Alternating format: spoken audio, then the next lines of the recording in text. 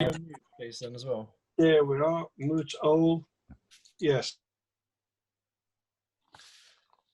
Greetings, brethren, and welcome to the 11th talk of our series. As always, I'm going to start with some housekeeping. The meeting will be recorded, as Brother Mahir just alluded to, and posted onto both our Facebook and YouTube page. Therefore, those of you who do not wish to be seen, please do turn your videos off now.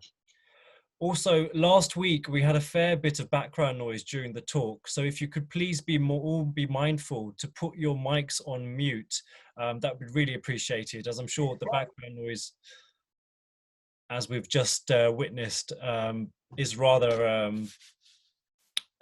distracting. There will be a Q&A session after the talk. Usual rules will apply. If you would like to ask a question, please use the hand up icon on Zoom. Wait for your name to be called out. You may then unmute yourself, ask your question, but please do not forget again to mute yourself. Before I introduce our next speaker, we are giving away 2 of our bespoke mugs again. For the chance of winning a mug, please answer the following question. What instrument does David enjoy playing in his spare time? Please type your answers in the chat section, and as always, the first 2 correct answers will win. Brethren, it is now my pleasure to introduce to you very worshipful brother, Dr. David Staples, Grand Secretary and CEO of the United Grand Lodge of England. David trained in biochemistry and medicine at University of Oxford and specialised in acute medicine at the Queen's Medical Centre, Nottingham. He holds a master's degree in medical education. He has held several clinical roles across the UK before moving into management of clinical services. Latterly, Clinical Director for the Division of Medicine and Emergency Care at Peterborough and Stamford Hospitals, NHS Foundation Trust. David was initiated into Freemasonry on the 10th of May 1997 in Apollo University Lodge number 357, and is also a member of the Holy Royal Arch, Mark Master Masons, Royal Ark Mariner, Rose Choir, Royal and Select Masters, and Knights Templar. He was appointed Metropolitan Grand Steward in 2011, Metropolitan Deputy Grand Director of Ceremonies in 2013,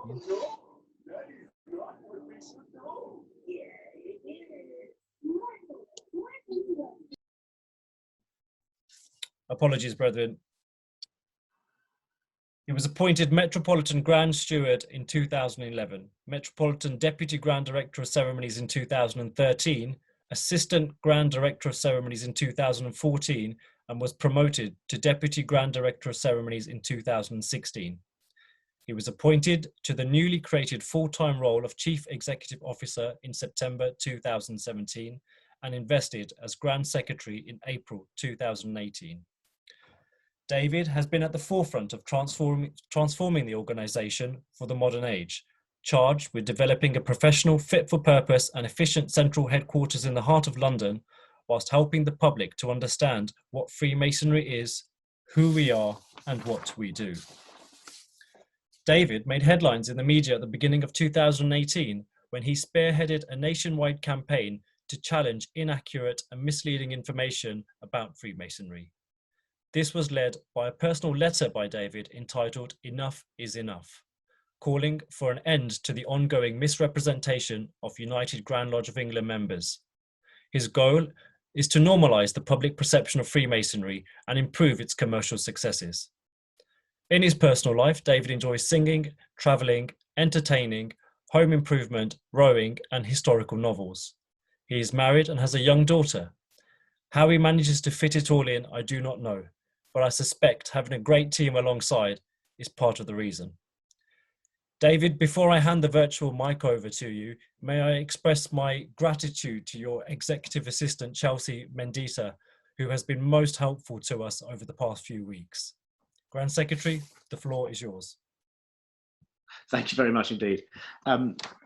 Brethren, thank you very much, first of all, for inviting me to speak. It's a great pleasure to talk to you all, and I understand that we have people from very many far-flung corners of the globe. What I'd like to talk to you about is changing perception in Freemasonry. And as the Chief Executive and the Grand Secretary for the United Grand Lodge of England, this obviously has a UGLE perspective upon it. some of which will be relevant to the areas of the world in which you live, and some of which will not. I make no claims or suggestions to have all of the answers, but what I can do is take you through a little bit of the journey that the United Grand Lodge of England has been on over the last 3 or 4 years or so, and perhaps draw out some of the lessons that we have learned in what we have tried to do over that time in thinking about how Freemasonry is perceived in the wider world and in the public. So as you heard in my introduction, I'm a scientist by training. My first degree was in biochemistry, and I then went on to read medicine. And as such, what is drilled into us at a very early time is that you must do things only when you have evidence for doing them. And when I first came to the United Grand Lodge of England, there was a huge number of ideas and a great deal of enthusiasm about what we should be doing or what we could be doing, and how we might talk to the public and how we might explain what Freemasonry is to the public. But there was very, very little evidence to back any of those ideas up or suggest that one idea was better than another. And so one of the first things that we tried to do was to look at public perception, actually talk to members of the public, find out what they knew about Freemasonry, what they thought about Freemasonry, and really where we sat. Some people thought that we were terribly popular, and it was just a number of the publications in the press that didn't particularly like us very much. Some people thought we were universally hated and that nobody liked us at all. And so I think it was important for us to find out exactly where in reality we stood in that spectrum. So we asked the public, and we formed a number of focus groups, and we did some polling to find out what people thought of us. And the results that came back were, I think, not surprising, but extraordinarily important in informing the sorts of decisions that we've taken since then. And so what I'm going to do is run through some of those things that we found out, and then the decisions that were based on them. We found out that in terms of Freemasonry being known and known about, actually almost everybody had heard of the Freemasons. So 87% of the British public had heard of the Freemasons. And that compares with sort of 99% of the public having heard of the armed forces, 96% having heard of the Samaritans, 82% having heard of Rotary. And so we had a good penetration in terms of people knowing that Freemasonry existed and that there were Freemasons in England. And 49% of the public had a firm opinion on us. So that means they either liked us or they didn't like us, but they had an opinion. And that's important because the difference, i.e. the people who have heard of us but don't have a firm opinion, are people who we might be able to influence in terms of saying who we are and what we do. So if we want to inform people about who we are, that's a good target group to go for. When you burrow down into the people who have a firm opinion of us, however, and you look at how many like us and how many don't like us, the story becomes a little more disappointing.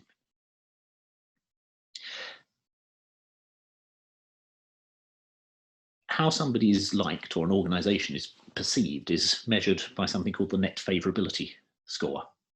It's the percentage of people who like us, take away the percentage of people who don't like us. And this is known for a number of different organisations. And unfortunately, the Freemasons came out with a net favorability of -27%.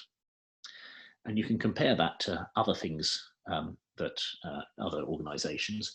We came below the Bullingdon Club. We came below the Bilderberg Group, below religious organisations, below the Illuminati, below private members' clubs, below fraternities. But there was a little light at the end of the tunnel because we turned out to be more popular than secret societies and cults, but not by terribly much. And so it's important to understand where we started off from in public perception so that we could then think about what it is that we might be able to do to change that. beforehand, we've always been quite vigorous about defending ourselves against our detractors, but we thought that it might be much more important, perhaps, to try to explain ourselves to those people who didn't have a negative view of us. The sorts of things that the public value are honesty, respect, fairness, kindness, truthfulness, friendship, companionship, integrity, support, ethics, the sorts of things which chime well in the public's mind. And the sorts of percentages you're talking about in terms of people who associate good things with these values are in the high 40s, high 30s. So 49% of the public value honesty, 39% respect, 31% fairness. And when you juxtapose that against the sorts of things that we had previously been talking about, brotherly love, relief, fraternity, these sorts of values were respected by 3% of the population, 2% of the population. So an order of magnitude underneath what perhaps we might be aiming for. Some of the sorts of things that we have in the past worried about turned out not to be quite so concerning. So we looked at the public's likelihood to join a single-sex organisation. And actually what we found is that the British public weren't terribly worried about single-sex organisations. They were used to boys' schools and girls' schools. They were used to boys' teams and girls' teams. And so perhaps one of the things that we thought might be particularly concerning for them turned out not to be. Only around 10 to 15% of the public would not have joined a single-sex organisation. However, when we looked at something that was perceived as secretive or private, that was something that was much more concerning to them. And so you had much higher percentages of the public who didn't like those sorts of concepts. And interestingly, the likelihood to join something that was in some way affiliated with a religion, again, was very, very unpopular indeed. So coming out at about minus 50% or so. So we were able to snapshot a number of the sorts of things that perhaps in the past that we had been worried about that we didn't need to, and some of the things that perhaps we weren't that worried about that we needed to focus on a little bit more. If you look at the public's reasons for joining any organisation, the top things that came out were meeting like-minded people, meeting new people, something that had easy local access, something that had a low membership fee, that did social events, that was charitable or community oriented, and that provided the opportunities for networking. And then tradition as well scored very, very highly indeed. And if you think about those top reasons to join any organisation, actually the Freemasons can quite legitimately own any number of them. So we found that organisations with a clearly defined purpose have a place in today's society, that honesty and respect are the most frequently sought after values of somebody looking to join something or value something, that the social and community aspects are sometimes the biggest draw to join, and that people are turned off by secrecy, by religious affiliation. So we knew that our net approval was down in the minus 27. And we thought, well, what can we do to not reinvent ourselves and not pretend that we're something we're not, but we are a 3 centuries old organisation, at least, that has been doing good things for a vast amount of that time. We have strong links to charity, to looking after those in need. And certainly in the United Kingdom, we were one of the first organisations to provide free schooling. We were one of the first organisations to provide healthcare. And we have an extremely impressive heritage that we can call back to. It's important, therefore, when I speak of any of this, to understand that what we are trying to achieve and what we have been trying to achieve is not to reinvent ourselves in any way, but to call on those sorts of things which synergize much more with the public in a favourable way. Things that we have legitimately have claim to, things that we have done in the past, and more importantly, things that we do at present, which give context to what Freemasonry is. And if you looked at some of the views of what the public held about Freemasonry, they've been very much informed by out-of-date concepts, out-of-date conspiracy theories, things which harked back 50 or 60 years and had no relevance whatsoever to the organisation that I joined over 2 decades ago, and certainly certainly nothing that I had experienced in my time as a Freemason. And so it was more about portraying us as we actually were, rather than how we were perceived by a minority. If you simply ask the question of people, would you join? About 11% of the public said they would join, and about 69% of the public said they wouldn't join, with around 20% saying they don't know.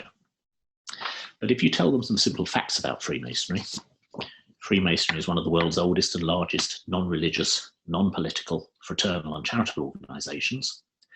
Its roots lie in the traditions and ceremonies of the medieval stonemasons who built our cathedrals and castles, and some rituals are still celebrated today. So 3 simple facts. We were able to improve that enormously, and the net favorability of -27 moved to neutral, so to 0. The same number of people liking us as didn't particularly like us. And more importantly, the age groups that there were the biggest shifts were around the 18 to 24, 25 to 34, and the 35 to 44. So the younger elements of society. We got a number of statements which came out in favour of Freemasonry from the focus groups, mainly talking about support for the community, for the charitable aspects of things that we're known for.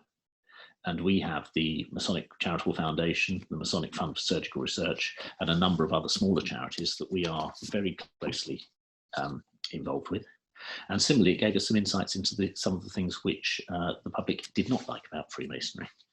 And so we were able to form a set of strategic recommendations which helped us to consider what it is that we want to emphasize in our communications with the outside world. One of the strongest ones of those was to define what the organisation is clearly and concisely, which states who Freemasons are, what they do, and the role that they play in the community. It helps potential members understand what Freemasonry is by giving examples of what typical Masonic activities are. Those that benefit the community, those that benefit themselves. So what sort of things does an individual member get out of their membership? It contextualized Freemasonry in terms of its history. And so some of the things that we do and some of the things that people hear about, which may not be immediately resonant to people who have no experience of Freemasonry, can have a framework by which to hang it on. Highlight the sorts of things that Freemasonry promotes: integrity, respect, friendship, compassion, support, things which are universally good things and acknowledged to be so.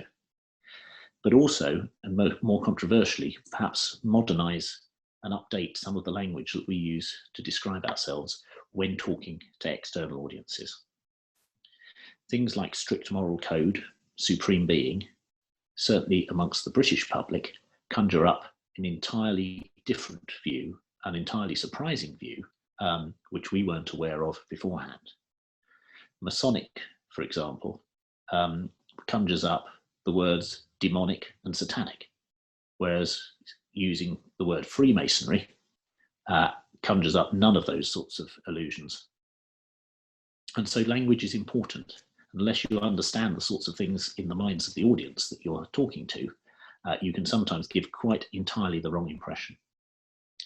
Similarly, the discussion of morals to the public in general is usually associated with the sorts of things that the evangelical churches have been expounding over the last decade or so. And so morality as it was understood in the Renaissance and the Enlightenment, and morality as it was understood 30, 40, 50 years ago has been claimed by an entirely different section of the sort of the sphere of public figures, and means something quite entirely different to your average person on the street as to what it would have done when perhaps the majority of us were talking about it when we were being attracted to Freemasonry. And so we have really thought long and hard about the sorts of things that we want to say about ourselves and how we can get those messages across. We're Freemasons because we want to be part of something unique. We want to make lifelong friends. Things which actually describe what we do in the simplest of terms. We eat, we drink, and we meet together. By following centuries-old traditions, we challenge and develop ourselves. And by working together, we help and build our communities. And the sorts of values that we want to be talking about, things like integrity. We build good people. We're focused on building ourselves as people of integrity, and membership provides the structure and help to achieve that goal. We value friendship. We build together. We provide the common foundation for friendships between members, many of which will last a lifetime. And we provide the opportunities for people to become friends with those that they never would have met in their ordinary lives. People in countries far flung, people of different backgrounds, people of different classes. Which brings us on to respect, building unity. Freemasonry brings people together, irrespective of their race, of their religion, of their background, or of any other perceived difference that divide us as a society. And finally, charity, building compassion. Kindness and charitable giving are deeply ingrained within the principles of Freemasonry, and the organisation provides a structure for members to make positive contributions to their communities and many other charitable causes. In 2019, the United Grand Lodge of England contributed over £45 million to charity. And more importantly, it contributed over 18.5 million hours of unpaid voluntary work, benefiting thousands across the country and beyond. And that's on a membership base of 200,000 members, 7,000 lodges, 48 provinces, 32 districts overseas, but all working together to do the sorts of things that we have been doing for a very long time. So I'm going to round it to a close there and take questions. But I think I would just finish by saying it's extremely important to us that we are seen to be part of the communities from which we are drawn.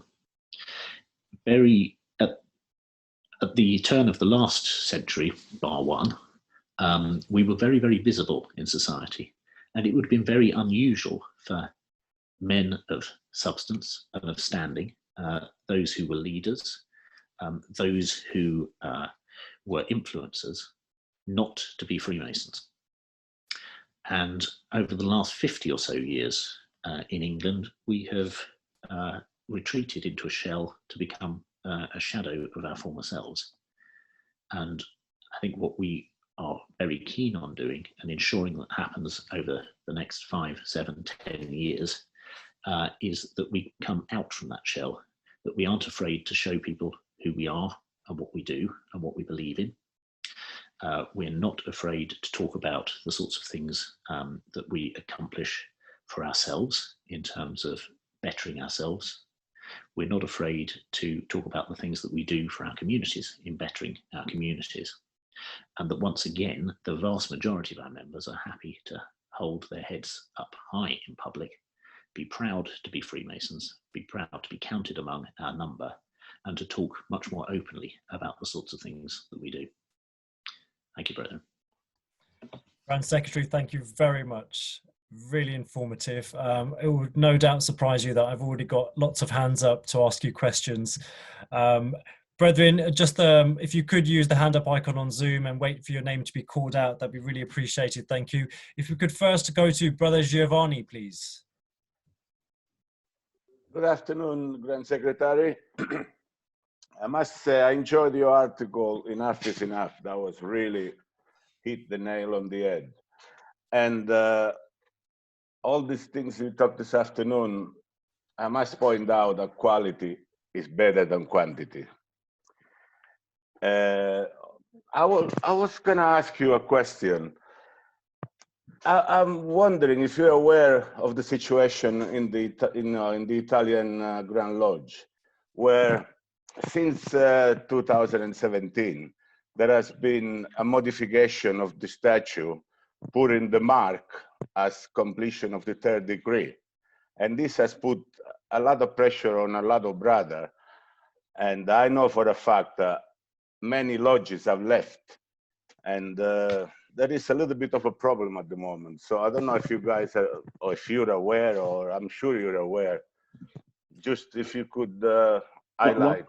One of the great fortunes that I have as the Grand Secretary of the United Grand Lodge of England is that foreign affairs are almost entirely given to the Grand Chancellor, which is an entirely different person, an entirely different role. So my responsibility ends where our districts end. So we have 32 districts overseas, mainly in the old areas of where Britain used to be a century and a half ago. So I'm terribly sorry to disappoint, but I don't have any knowledge about what's going on in the Italian Grand Lodge, or indeed in the Mark Grand Lodge out there. But if it's something which is concerning you, please do feel free to get in touch with the Grand Chancellor, who I'm sure will be delighted to have any intelligence he can glean. Thank you very much. Thanks, Giovanni. Could we now move on to Brother Sri in India, please? Thanks, Amit. And thank you, Grand Secretary, for that wonderful talk. Quick question on the role of technology going forward. We see you yourself present on lectures such as these, as well as present on Twitter very often, inviting questions from Masons around the world. Do you envisage technology playing a role going forward? I ask in general, of course, and also specifically in relation to things like, for example, there's an annual provincial communications officers meet in England where all the provincial communication officers attend. But those of us, like for myself, I'm the district communication officer for the District of Bombay, but I can't really go every year for that meet. Do you think technology could play a part in bringing the districts closer to Grand Lodge? I do, and I think it's important to acknowledge quite what a disruptive game changer the COVID crisis has been across the world for business in general, for membership organisations, and across all different spheres. People who previously would not have ever dreamt of communicating in this sort of way are now quite happy to do so. We are seeing that elderly members who were too infirm to get to lodge meetings are now joining virtual get-togethers and curry nights and quiz nights and just drink sessions in a way which has reintroduced them to lodge members that perhaps they have not seen physically for a number of years, and certainly many, many meetings. And so I think the assumption that when COVID goes away and we are allowed to meet physically means that this will cease to happen and we'll all go back to doing exactly what we did before is seriously misplaced. I think there is most definitely a place for technology in the future. The United Grand Lodge of England is clear that that does not extend to virtual lodge meetings. However, we are more than happy to publicise and indeed broadcast lectures or discussions from lodge meetings when that lodge meeting has been called off, so that the views of brethren who maybe are unable to physically attend a meeting are able to be heard and are able to speak on the issues that the lodge perhaps is considering. And so I think it will only be a matter of time before those sorts of things evolve. There are all sorts of technologies which perhaps we haven't adopted or embraced as much as we could do, and certainly for the potential that they have. But this really has been a game changer. And certainly the members of the United Grand Lodge of England are much more comfortable than they perhaps were 5 or 6 months ago in engaging with them. One of my roles as the chief executive is very much to modernise the administrative set up within Great Queen Street. And we have traditionally been a paper-based organisation. Some of the rules that we are using are over a century old, and we are very much in the process of looking at those, looking at how we can improve our member experience and modernise the processes that we use in order to do the sorts of things that Masons do everywhere, attract candidates, manage the paperwork that surrounds initiation, passing and raising, but how we can extend that to ensure that at different points within the Masonic journey, people are contacted by Grand Lodge, by their provincial Grand Lodge, by the various different ancillary organisations that go along with Masonry at the appropriate time to let them know that A, they exist, and B, that they can interact with them and the sorts of things that they may be able to take up as opportunities. And we hope to have the sort of flagship of that, Project Hermes, up and running by mid-2021. Let's watch this space and see where we get to. Thank you. Thank you, Sri. Could we please go to Rob Crawford? Rob. Thanks, Amit. Thank you, Brother David. That was a very interesting talk you gave. With the results that you received, did any of the results surprise you, either one way, positively or negatively?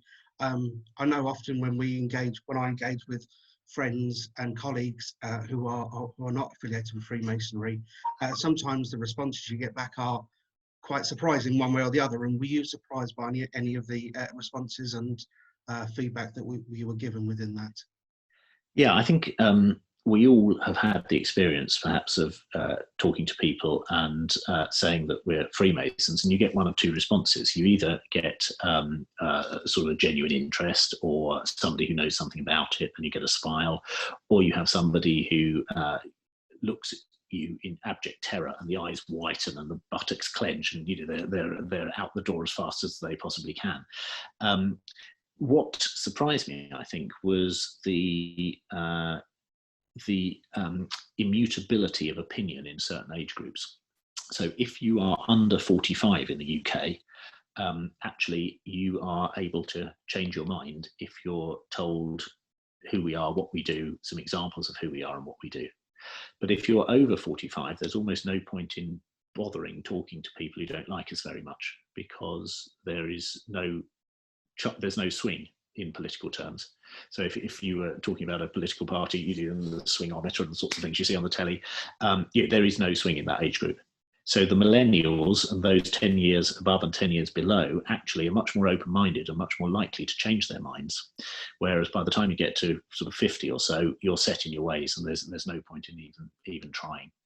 And actually what that informed was our decision really to focus on those sorts of people who have heard of us but don't know terribly much about us.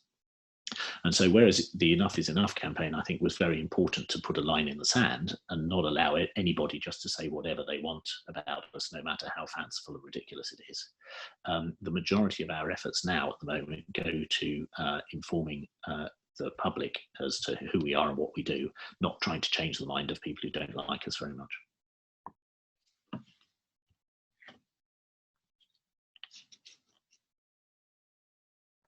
Sorry, thank you, Rob. I'm with you. Go to Colin Jackson now, please. Madam Secretary, I have a question really about where the future is going, and it relates to the general suspension of Freemasonry, which, according to what we had at the start, was due to finish on July the 16th. Do you agree that it's important that from the earliest possible date, we're able to have some form of Freemasonry, even if that does not include having meetings in our usual lodge rooms, so that we can engage socially in groups as allowed by the government, and we can maintain the fraternal side of our society, supplementing face-to-face meetings with the online meetings that are already proving popular? Because it's my thought that if we wait too long, we will potentially lose some of the momentum that we've gained over the last 15 or so years in making Freemasonry relevant to the younger age group. I think it's absolutely essential that a membership organisation offers something to its membership. And so I would absolutely agree that at the earliest possible opportunity, both in terms of what's allowed by the government and what our own individual units are able to provide, we should be doing as much as we possibly can. So the short answer is yes. I think face-to-face and physical meetings, whether that's a lodge meeting, whether that's a social meeting, should be instigated at the earliest possible opportunity within the realms of whatever national guidance there is that dictates that. And similarly, as soon as we're able to get lodge meetings up and running, then we should be doing that as well. The sort of exit strategy in terms of the blueprint for how we're looking at this was published in the last First Rising, which is the direct member comms that goes out to everybody in UGLE with an email address. And it was, I think, very clear about some of the things that we're looking at trying to do in order to facilitate lodge meetings in very, very difficult circumstances. Those who have authority over ritual in the United Kingdom are looking very, very hard indeed at what temporary accommodations could be made to certainly the ceremony of initiation and the ceremony of passing to allow those ceremonies to occur in a meaningful way for candidates, given the restrictions that are likely to be in place. And as soon as we have results on that, we will be promulgating that to our membership. Just to follow up on that, if I may, Grand Secretary, we already have permissive variations on the ritual where we have brethren with disabilities, and without sort of going into detail, the way in which a blind initiate is led would allow social distancing to take place if the same was applied to one who was not. I've also seen a third degree where a brother in a wheelchair went through the ceremony, but the communication was done using a mannequin. So presumably, since Grand Lodge has already had these permissive variations tried and tested, it wouldn't be too great a difficulty to be able to allow them to take place during this transition time. Exactly that, and we have those who have the authority over the rituals looking at it as we speak. It's certainly not something that's going to be coming out in 9-10 months' time. It's something that's going to be coming out pretty quickly, because we do value it, and we do think it's important that as soon as possible we can get back to as normal as possible. Thank you, Grand Secretary. Thank you, Colin. Brethren, we have about 15-20 minutes left on the call, and I've got a number of questions to go through. So if you could please, once your name's called out, ask your question as quick as you can, that'd be fantastic. Next, we go to Most Worshipful Bharat Ipur, please, from India. Thank you, Amit. Good evening, Grand Secretary. This is Bharat Ipur from India. Good evening, sir. My question is a little bit follow-up on what you have just spoken about in answer to Sri and the other brother. Given this current scenario you're facing, and also how we need to plan to get out of it and revert to their original vibrancy, do you foresee a possibility of us actually tweaking with our rituals to permit virtual meetings also to have ceremonies? Though I know it's difficult to imagine, but I guess we have to face the reality at some point in time. We can't, turn blind to the reality. So especially in certain countries where the effect is greater than some other countries, and the restrictions imposed by the local authorities are rather constricting in terms of having gatherings of people beyond a certain number. Don't you think it's time for the Masonic worthies in the different countries to actually put their minds together to come up with an alternative way of doing things? I mean, it's very, very tempting. Our Grand Registrar's view on this, and he is what is sort of lawful or not lawful within the realm of the United Grand Lodge of England, is that a lodge meeting must be a physical meeting within a properly tiled lodge room. And of course, and that would be a fundamental tenet of freedom. Now, whilst that advice is in place, it's very difficult to see how one could have a virtual meeting that actually encompasses the sorts of ceremonial aspects where signs are given and tokens are exchanged, because it simply would not it would not pass that muster. So our position at the moment is that there are a number of things that you can do on Zoom. There's a number of things that you can do at distance, but both for the sort of preserving the validity and the enjoyment of the experience of the candidate, we shy away from going further than that in terms of having a full virtual meeting. Now, but we aren't sort of incognizant to the fact that the world moves on, and that is why in the blueprint of how we exit our current lockdown, we have said very clearly that as long as the members in the lodge are consent, we would be very happy indeed for other members of the lodge who are not able to get there, either because of government restrictions on numbers or because they are infirm and unable to physically travel. Those members are able to be zoomed in to discuss matters with the other lodge members there, but only if the lodge is actually called off. At the moment, that's as far as we want to go, but let's see how things pan out. Thank you, Bharat. Can we move next to Stephen Warner, please?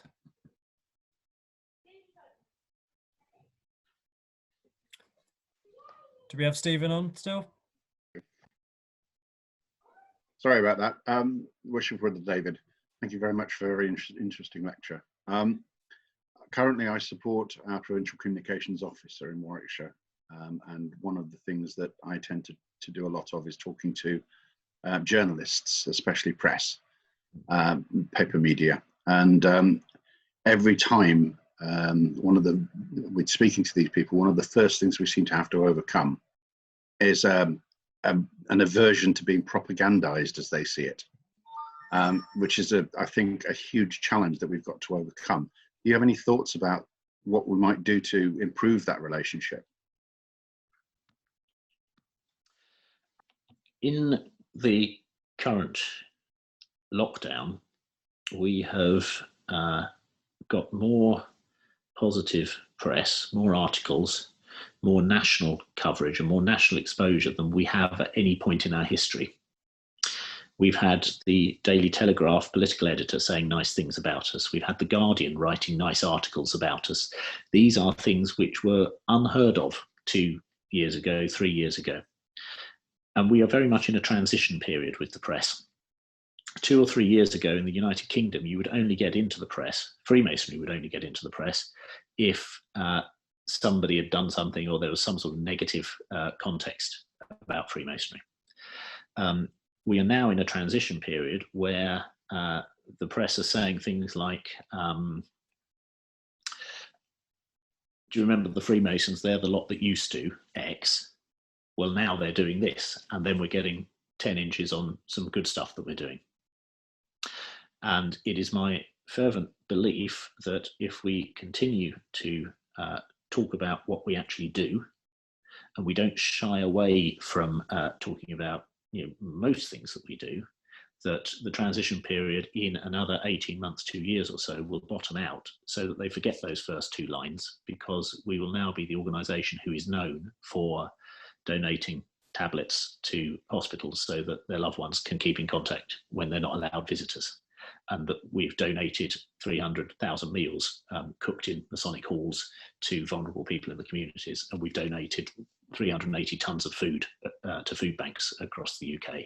And so the sorts of things which were going on anyway, and which we have done for many, many decades, but perhaps have kept hidden as a light under our bushel, we are now openly talking about and should be proud of.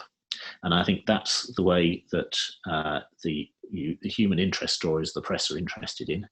And if that is linked to Freemasonry and the sorts of initiatives that the United Grand Lodge of England is doing, and that provincial Grand Lodges and indeed individual lodges and individual members are doing up and down the country, then that's a very powerful way of saying, yeah, we know about all the nonsense, but actually this is what we're about.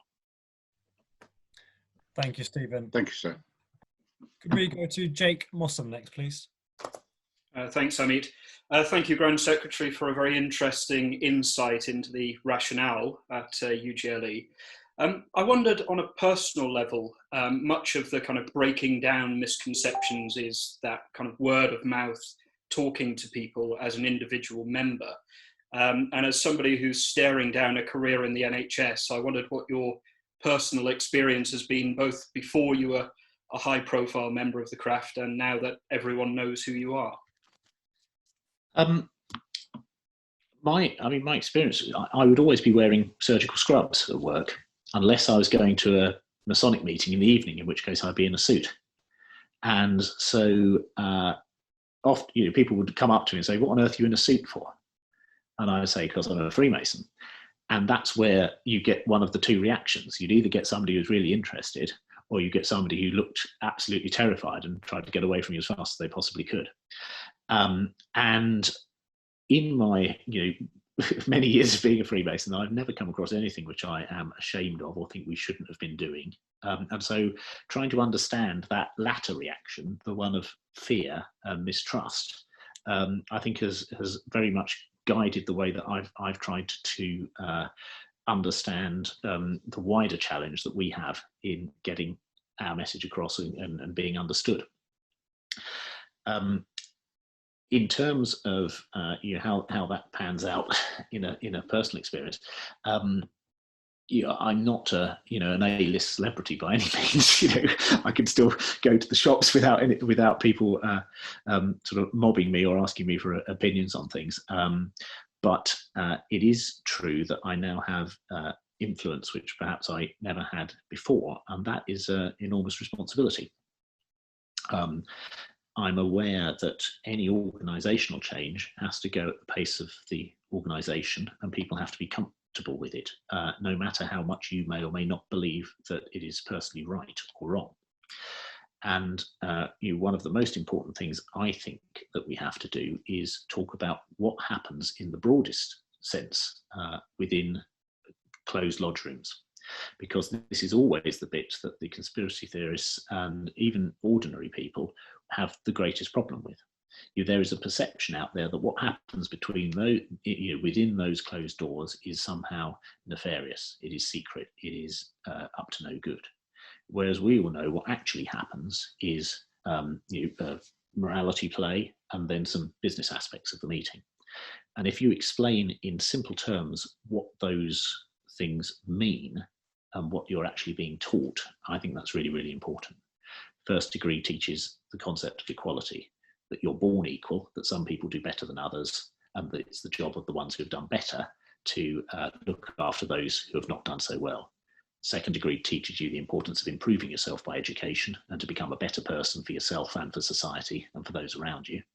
And the third degree teaches you that you're mortal and that you need to be remembered for the right reasons and make sure that you don't waste your one life. And I think when you put it like that, a lot of the fear and mistrust evaporate, and people can think they can understand what's going on, and they may still feel, well, that's not really for me, or I'm not particularly interested in it, but it's not this void which then other people fill with a load of old claptrap. So I think that's what I try to bring. Thanks, Jake. Brethren, we have about 5 more minutes left, and I've still got about 4 questions to go through. Can we go next to Steve Watley, please?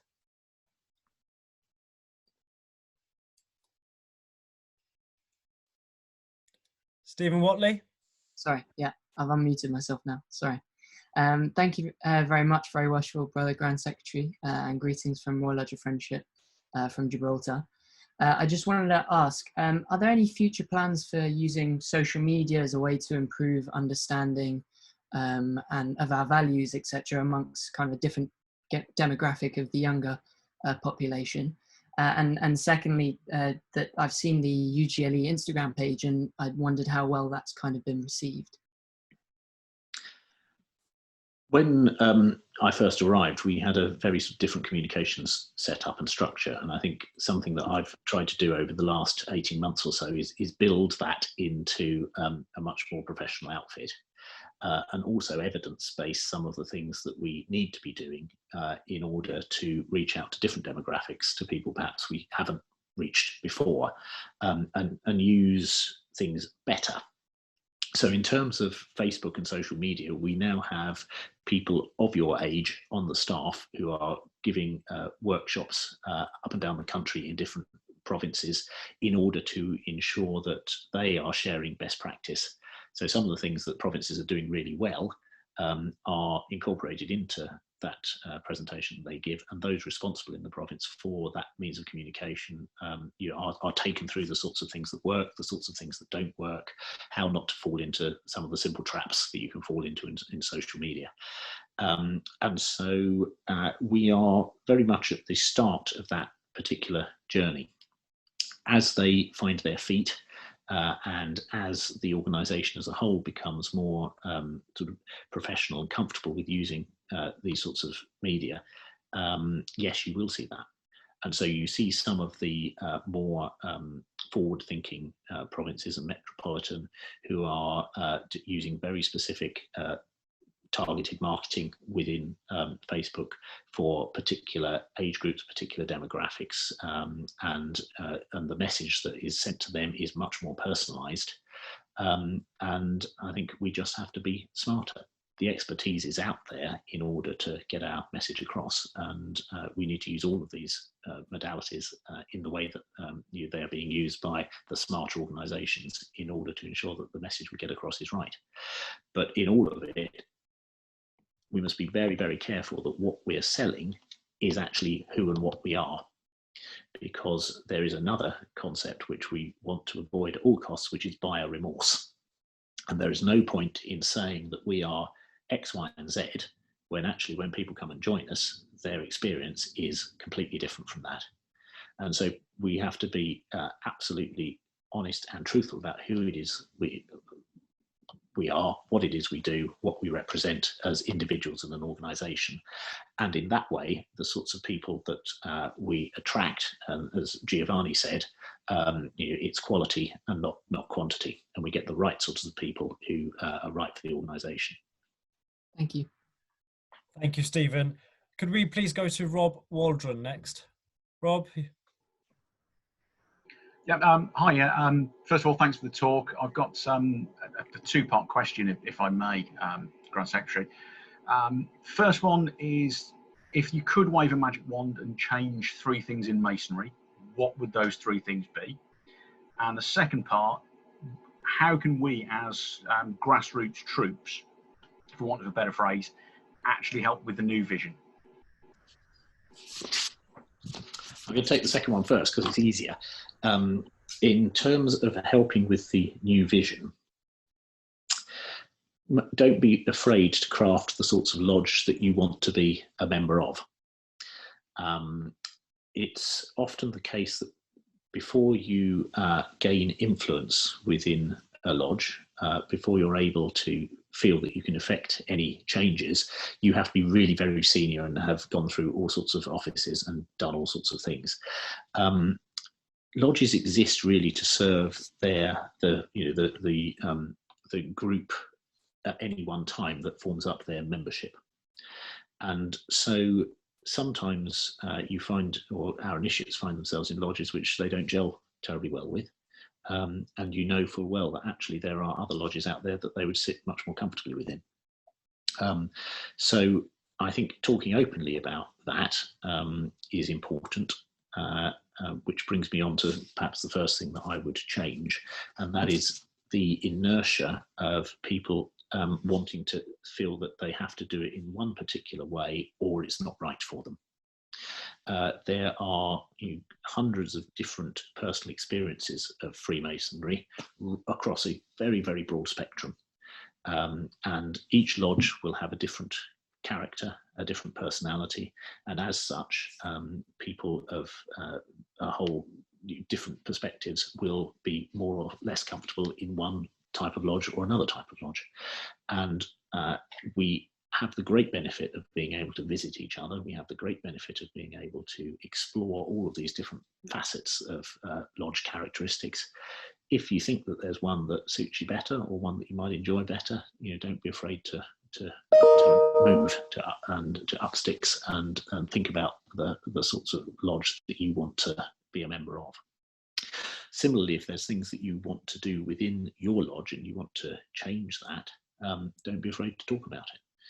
Don't be afraid to think about the sorts of things that would improve the experience for new people coming in, that would improve the experience for those who perhaps haven't been to lodge meetings for a while, and would improve the experience for the membership in as a whole. And there's all sorts of things, some radical, some not so radical, that each individual within each lodge could think about and could bring to the attention of their lodge committee or those people who are perceived to have the power and the influence within that area. And so I think not being afraid to talk about what you don't like is really important, because it's only through doing that things can change for the better. Your question about what 3 things I would change, I think I'm probably not going to be pinned down onto that, because I've talked about one, but that's a very, very profound question.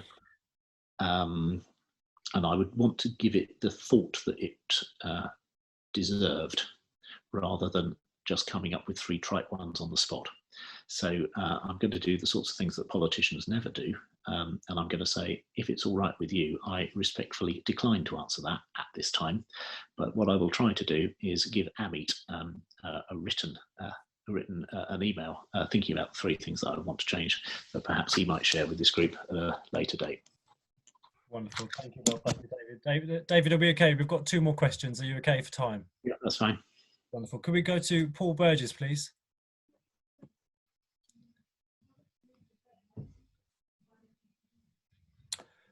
Paul Burgess, are you still online? Okay, if we could perhaps move on to James Birdseye then, please. Thanks so much, and thanks for the amazing talk, Grand Secretary.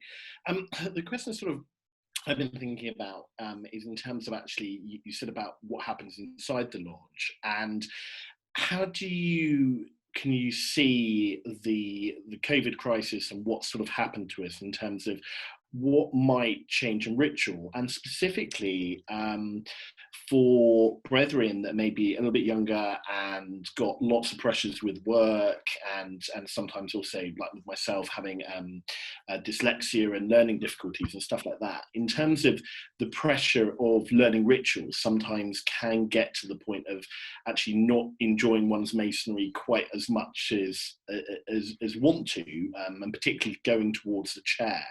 I know some lodges are quite comfortable with kind of a support with the book very subtly, and others aren't. I was just wondering what sort of your view is in terms of supporting those brethren, really.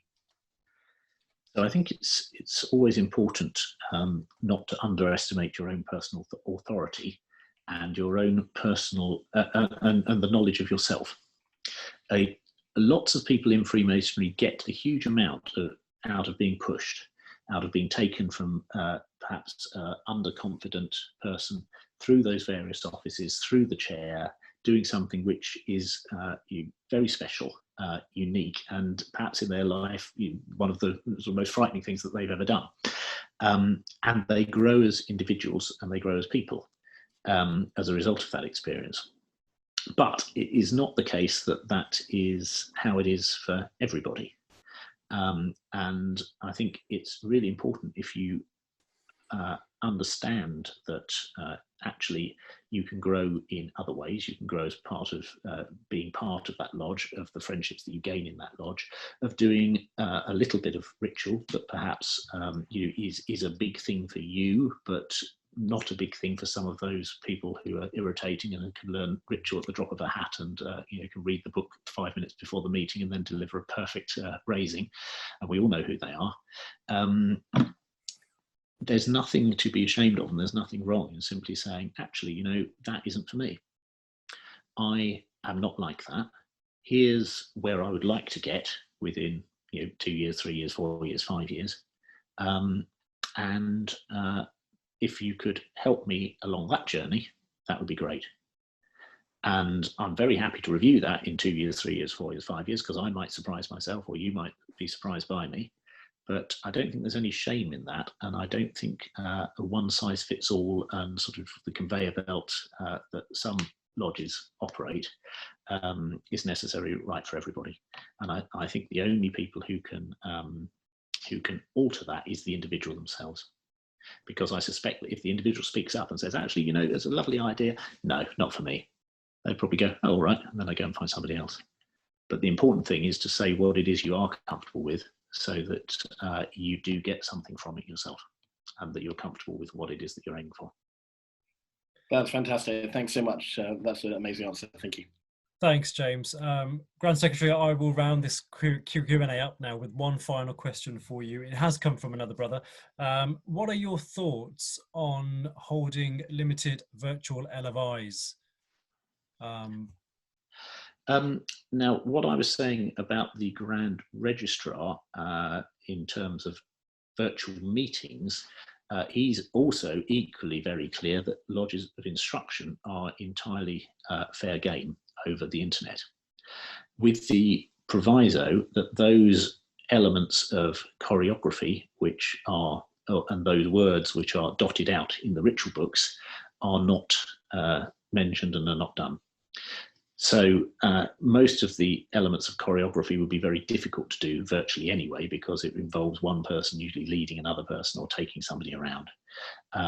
But in terms of going through the spoken ritual so that you get the flow and the prosody correct, in terms of practicing with your to ensure that ceremonies, when we get back to doing ceremonies, are as good as they possibly can be, I think that's all entirely fair game, and the internet is an ideal medium for doing it.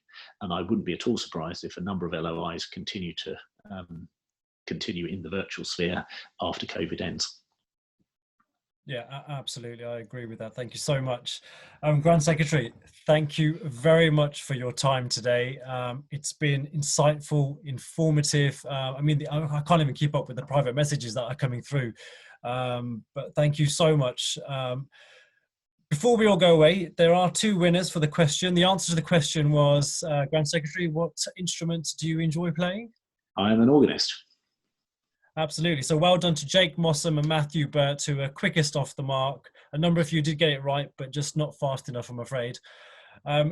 Looking forward to next week's talk. We've got very worshipful brother Tony Harvey, who will be giving us a talk on the historic links between the Craft, Royal Arch and Mark. Same time, same place, brethren. So I look forward to seeing you all there next week. Good health to you all. Stay alert. Happy to meet. Happy to part. Happy to meet again. Yeah. Take care. Thanks, bye, everybody. Thank you, David, again. Thank you very much. Thank you so much. Bye-bye. Bye, guys. Thank you, everybody. Bye, everybody. Thank you so much. Good night. Bye-bye. Great